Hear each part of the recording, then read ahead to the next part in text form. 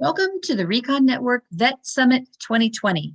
This session is for the great employers intentionally looking to capitalize on hiring military talent. I'm Robyn Grable, founder and CEO of Veterans Ascend. I am a Navy veteran and also a Navy spouse. I served for 9 years on active duty, and since then I've been in various HR roles and business consulting for large and small businesses. I'm honored to be part of the Vet Summit and partner with the Recon Network. For our agenda today, we will talk about understanding military experience, translating skills, dispelling myths, cultural differences, and onboarding. So I've learned over the years that really no matter what your role in an organization, from a business owner, C-suite, HR, hiring manager, the search for talent to run and grow a business is critical to long-term success. As you probably know, the cost of hiring, time to fill, turnover, productivity, and retention are real problems that cost employers millions each year.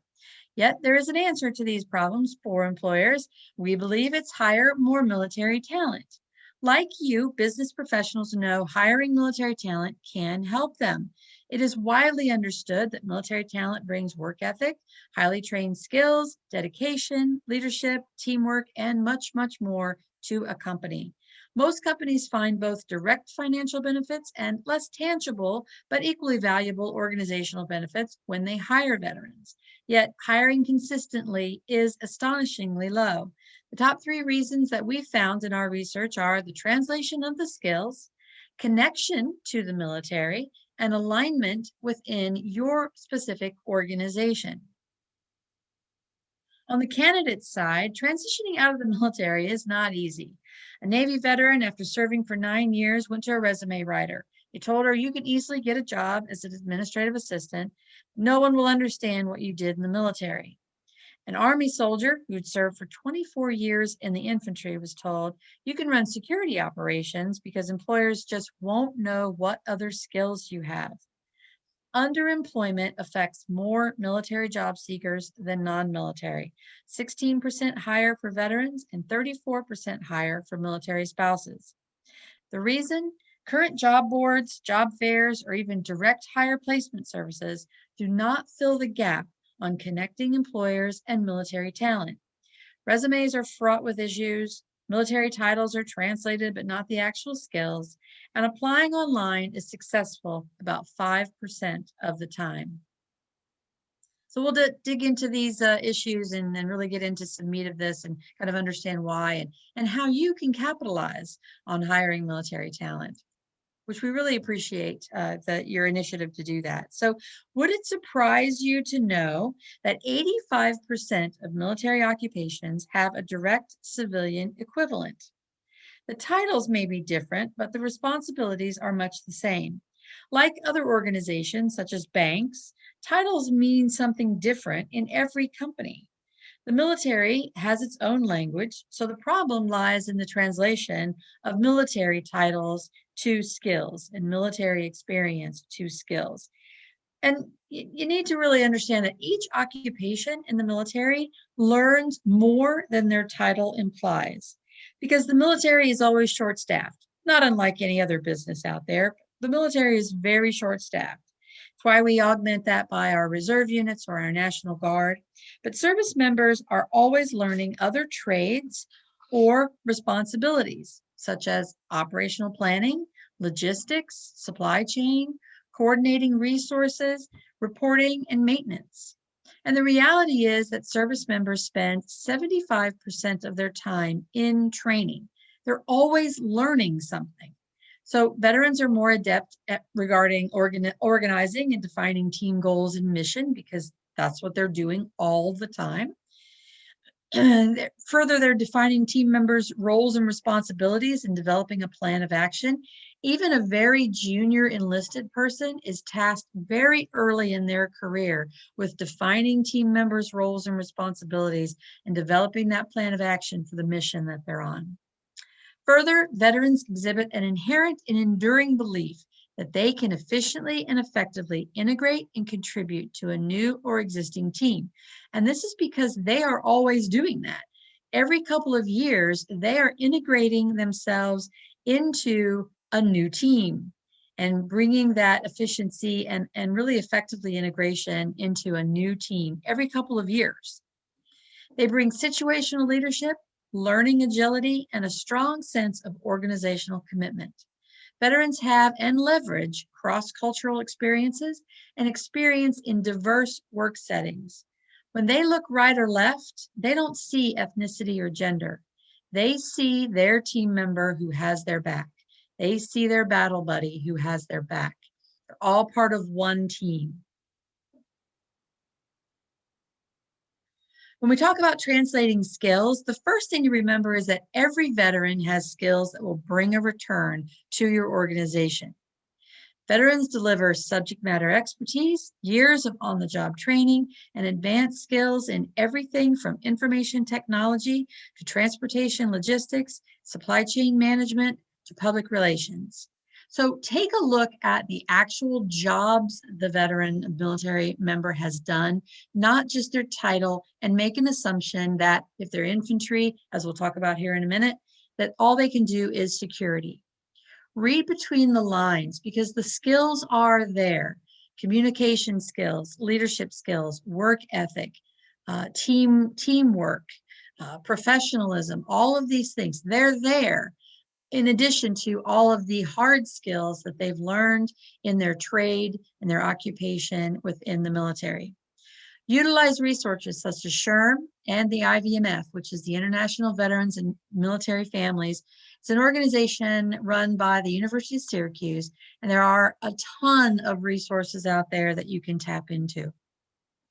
So let's go through a couple of examples. When you think of infantry, again, you automatically think of security. Yet the skills an infantry person learns under the title of infantry, in addition to security, include things like computer fundamentals, operational planning, risk management, equipment maintenance. As an aviation mechanic or any mechanic in the military, they learn more than just being a mechanic. They're learning to read and write technical publications, standards enforcement, quality assurance, quality control, performing inspections, human resources, logistics. And for a surface warfare officer, primarily in the Navy, but the Army and other military branches have sort of a generic officer designation. They're learning regulations management, code enforcement, interagency operations, disaster response, and operational readiness. All of these things can be transferred over to a multitude, almost any occupation in the civilian space. So let's talk about myths. You know, there are perceptions that recruiting veterans can be more costly and more time-consuming than drawing from traditional talent pools. They introduce new stresses in the firm's organizational culture, and they initially increase employee turnover. All of these myths are just that, myths, and they should not be something that is part of your approach to hiring and connecting with the military talent, because they're simply not true.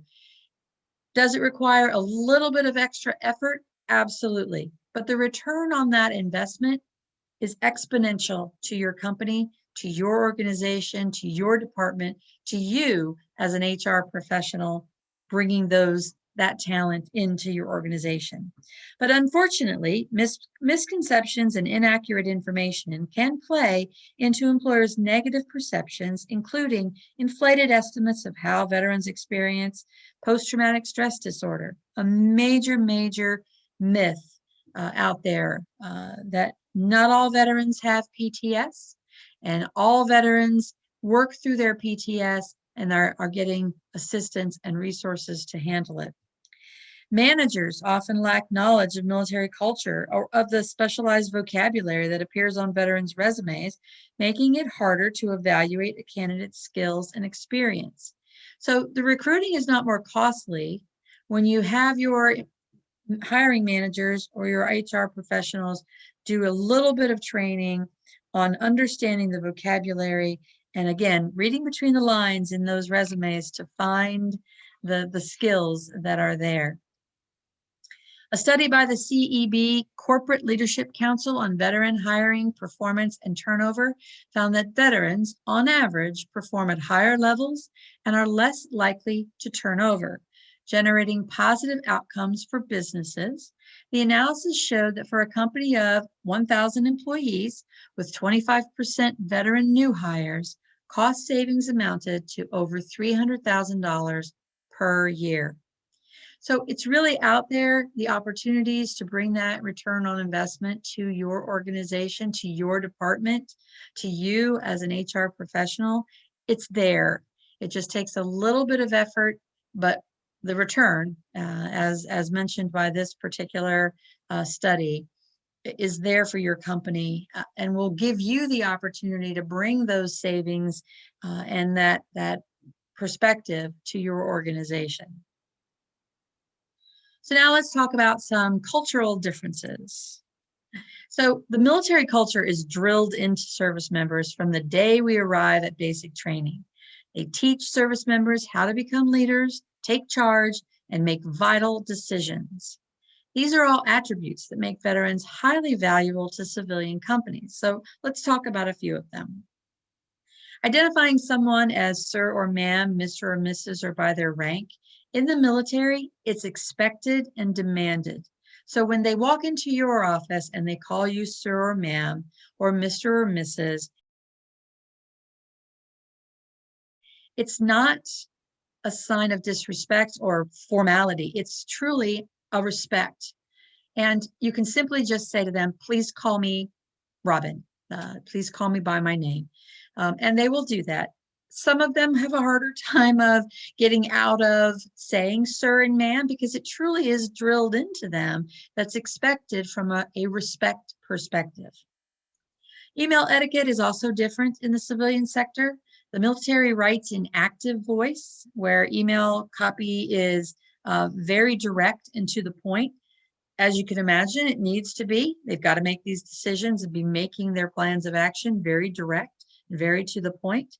And while this is appreciated in business, it can also come off as demanding, rude, or bossy. Understand that that's not how they're intending it to. And so just simply sitting down with a veteran to talk about how their email may come across or how they may be perceived is just an easy thing to do to help them bridge that cultural divide. Identity. When a service member leaves the military, we lose part of our identity. We lose the rank, the awards that we wear every day on our uniform, and that instant respect that comes with the recognition of both. So when you're walking down a military installation and you're on base, people are in uniform, you instantly know what their rank is, how they achieved it, because that's an indication of how many years they've served. All their medals and achievements are on their chest. It's just really a sign of you can automatically, instantly recognize that.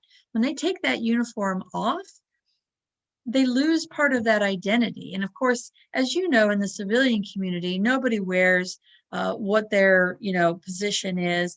They may have a name tag on that says they're the VP of HR, something like that, which is helpful, but not always. It doesn't always happen. People aren't always wearing name tags to that degree. So therefore, they really, and part of that, they need that identity back. They need to understand that. As well, camaraderie. They lose the camaraderie of their peers that have experienced the same challenges of service, combat, or otherwise. I can remember when I first got out of the Navy, my very first job, I went in and that weekend, on Friday, I was like, okay, where's everybody getting together? And everybody was like, we're going home to our families. We don't get together on the weekends, which was a huge culture shock for me because in the military, we always got together on the weekends. Everybody was barbecuing, playing games, going to the beach, whatever it was. We had that camaraderie, and you did that after hours, not just, we lived with these people, sometimes 24/7. So that can be sometimes hard to kind of really adjust to. Another one is structure and documentation. Their daily routine in the military, right down to knowing what we'll wear each day, References, processes, manuals, and standard operating procedures are defined for every aspect of the role. Now, in some military branches or some military bases, it's not as strict as others, but it really is a structure because the documentation needs to be there, because I may only be there for 3 years, and then the next person comes in and takes over. So those standard operating procedures are a must for that new person to take over. So when I come out of the military and I sit down and say, okay, where's my standard operating procedure for this new civilian job? It's a culture shock to not have one, or to say, you'll learn on the job, you'll learn it as you go. That's a huge culture difference for them. So just understand that that's going to happen. They're going to question that, and they're probably going to start documenting and making sure that they have a turnover process should it be needed, or should someone need to learn about what they do. Compensation and advancement is another huge difference between the military and civilian communities. Compensation in the military is handled by rank and time in service. It's all public knowledge. From enlisted to officer, everyone knows what they're getting paid. If I'm an E5, which is a medium junior enlisted person, I'm an E5 and I've been in the military for 6 years. Everybody makes the same thing. So I'm going to know that the next person standing next to me, that's an E5 that's been here for 6 years. I'm going to know what their compensation is. Advancement in the military is very defined. How do I go from E5 to E6? How do I go from enlisted to officer? It's very defined and structured, so they know how long they need to be in one position in order to move up to the next one, or move to a different occupation within the military. It's all defined. So they know exactly how long their advancement will take and what is required. There's a structured timeline. So obviously, as you know, this is not the same in the civilian community. Compensation is highly private and regarded as something that you don't necessarily talk about, even though you can. It is just something that can cause questions to happen. Advancement, not every company has a clearly defined advancement pattern or clearly defined steps on how to advance. So that's really going to be a culture divide when you come out of the military and need to understand that.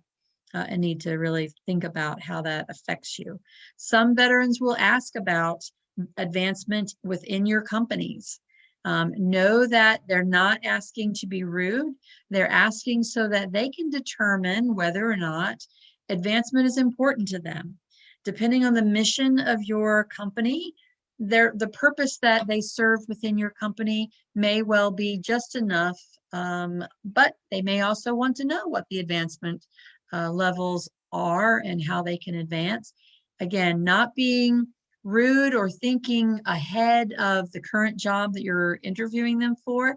They're thinking about, can they fit into this environment and do the best job for you as an employee? Okay, let's talk about onboarding. I think one of the very first things I would say is really define the skills your organization needs. And really, along with looking for skills needed company-wide, make sure hiring managers, recruiters agree on the most important soft skills for any given job. Be sure to clearly define those soft skills that you'll be assessing in those interviews, since those are less tangible, certainly, than any hard skills or technical skills. It's important to confirm that everyone is on the same page and looking for the same thing. Once you define the skills your organization needs, either as part of your culture, part of the individual department, or the individual job, this will help you and increase the opportunity to connect with the military talent, because you'll more easily be able to know the skills you're looking for and be able to recognize them on a resume, on an application, etc. So it's really, really, I think, one of the most important things to onboarding veterans is really to have that skills defined within your organization. Next, Educate your managers on the value of veteran employees so they see the business case clearly. It's so easy as an HR professional or a hiring manager to look at a resume and say, wow, this person's been in the military, looks like they've got some great skills. I have no idea how they fit into my organization. And I put the resume aside because I don't want to look incompetent, or I don't want to bring somebody on that truly isn't a fit for the organization. But if you just educate your managers on the value of veteran employees so they see the business case and that ROI, let them take a little bit of extra time to look at a military resume and find those skills because they're in there. They truly are in there. Other onboarding things that are really low cost to no cost, veteran resource groups. They don't, you can put one together for very little money to no money. You can do small things like assigning a mentor or battle buddy to show the new hire around, give them the camaraderie, someone to talk with about the cultural differences until the veteran gets acclimated. Reach out to other HR professionals, either in your area or through LinkedIn. Celebrate, July 4th, Veterans Day. We just had Veterans Day last week on November 11th. It's a great way to just recognize the veterans within your organization, and just kind of really improve the invest resources in those onboarding, career development, and retention, not just recruitment. Another thing is tax credits. Can't emphasize this enough. If you are not taking advantage of the tax credits, you are missing out on thousands of dollars every year for hiring military talent. So the tax credits can be anywhere from $2,400 to $9,600 for hiring veterans, depending on how long they've been unemployed, and if they have a service-connected rating. Service members are considered unemployed while serving, so they qualify right out of the military for the $5,600 or $9,600 credit. And if you aren't aware, just know that the pre-certification process must be done no later than the date of hire and reported within 28 days of hire. So there are services out there like veteran tax credits, which you'll hear about at the Recon Network, but there's also, then they can do the paperwork for you. So there's a lot of resources out there to help you, but this is thousands of dollars that are tax credits right off the top of your liability. So really, really important to take advantage of that. Lastly, on onboarding, improve the cultural competency of those who hire and interact with veterans. It doesn't take much effort or resources to do that. And again, the ROI for your company on hiring military talent is been proven over and over again. Multiple studies out there, SHRM studies, IVMF studies, the one we mentioned with the Leadership Council. The return really is a good on your investment. Another thing, lastly, on onboarding, have everything ready for the first day. Veterans want to make a good first impression and hit the ground running. So there's nothing worse than they show up for the first day. They are gung-ho, they're ready to go. They really want to work hard for your organization. They will get frustrated by sitting around if they don't have what they need to do to get started or to at least start acclimating. If they need a desk, if they need a computer, if they need a key card to get access to the building, if they need a phone, whatever they need that first day, make it so that, and this really applies to really anyone also when you think about it. We all want to make a first good impression on our first day in a new job. So that first day onboarding really, really is important. And you can do little things like having a welcome aboard balloon, or sending out a letter from your CEO, a handwritten note from you, the HR professional or the hiring manager, welcoming that person on board. Again, things that can make great impressions on not only veterans and military talent, but all of your hiring as well. and for very little to no time and money. So, all right, so we've talked about a lot. Let's recap. The military is just another company. It runs like any other, as each civilian company has their own process, their own culture, their own nuances. And it's just a matter of really digging in to say, what are the nuances with the military? Now, it happens to be the largest employer. However, so their culture is deeply ingrained in someone, and especially if a military talent has spent more than their first tour, more than 4 years. They've spent their lifetime as a worker in the military. The cultural differences can be a little bit different, but you can understand them. Their military experience and skills are highly transferable. Remember and think about military talent is filtered out 95% of the time when applying online. Each occupation learns more than their title implies. Veterans deliver subject matter expertise, years of on-the-job training, and advanced skill sets. Know what your skills are needed for your organization, not just the tasks associated with a job. Can't stress enough to take advantage of those tax credits. And by doing these things, the company will have a positive short-term impact of identifying and filling talent needs, creating a stronger and more diverse workforce, generating goodwill internally and outside the company, and it will have positive long-term impacts of improved performance and bottom line, creating a diverse and talent-driven organizational culture, and improving leadership.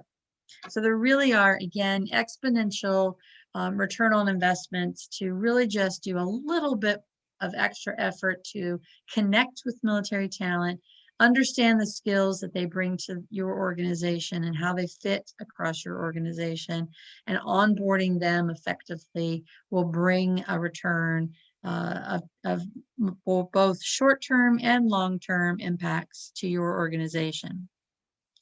So we hope you found this information and this session helpful. We hope you've at least gotten a little bit of tidbit of information that you can carry forward into your organization. You can join our mailing list by emailing us at talent@veteransascend.com, and we'll add you to our mailing list and just put mailing list in the subject.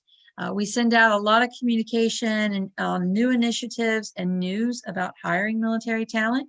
You can also follow us on social media.